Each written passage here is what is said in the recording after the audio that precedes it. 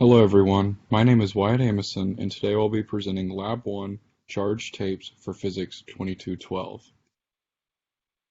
The objective of this lab was to create a computational model of two charged tapes exerting an electric force on each other while both experiencing a gravitational force. Once the model was made, we used it to estimate the net charge of each piece of tape. In this presentation, I will explain key principles and assumptions used in calculation to correctly achieve our objective, as well as describing the physical experiment. Here are the key concepts and equations used in this lab, first of which is Coulomb's law that is used to determine the electric force exerted on a charged object. This means the electric force is directly proportional to the charge of objects interacting and inversely proportional to the distance between them. This also explains why opposite charges attract and like charges repel. Newton's second law is another important concept since there are two forces acting on the tape, electrical and gravitational. Because a charged tape is at equilibrium and therefore does not experience a change in momentum, it can be said that the net force is zero and is equal to the vector south of the electrical and gravitational forces. Additionally, these equations and basic vector computation are needed. In this experiment, the first step focuses on charging the tape. To do this, a base tape is put sticky side down with another U-tape attached to the top. The two pieces are then ripped apart quickly, and the U-tape is carefully set aside. As seen in the first picture, this step is repeated twice to get two charged pieces of U-tape. The next step is verifying both pieces are actually charged. By placing my hand next to them, the tape was attracted, so they are indeed charged. Next, I placed the two tapes together and noticed they repelled each other, indicating they have the same charge. To ensure both charges were positive, I put a negatively charged pen close to the tape and noticed that it was attracted to it. Finally, the last step in this experiment is to suspend one piece of tape in the air, and the second piece of tape is put below it and the distance move once the tape floats is observed, as seen in the bottom photo. And all my observations are recorded with my measured distance to be 0.015 meters.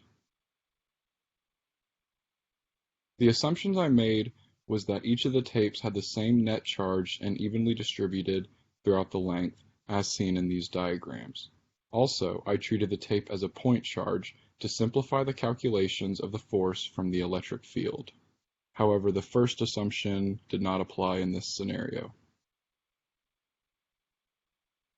Once the experiment is complete, the observations are used and the computational model is created. This picture represents the system, the two blue balls representing the two pieces of tape, and the arrows representing all the acting forces. These three functions were used to calculate the gravitational force, charge, and electric field. After the model runs and we see our gravitational force is negative 1.38 times 10 to the negative fourth, Coulomb's law can be used to find the charge of the tape to be 1.87 times 10 to the negative 9. Once this is known, we can now answer how many deficient electrons there are by dividing the tape charge by the charge of a proton. To find the fraction of atoms that gave up electrons, the total number of atoms of the sticky side of tape is calculated and divided by the total number of deficient electrons to find that 1 electron per 3.1 times 10 to the 7 atoms is deficient. So our two conclusion questions, what if electrons had a positive charge and protons had negative charge? What would change about the observations you made with your tapes and other charged objects? So if both positive and negative charges were switched, that means the change would cancel out. So there wouldn't exactly be a change in observation.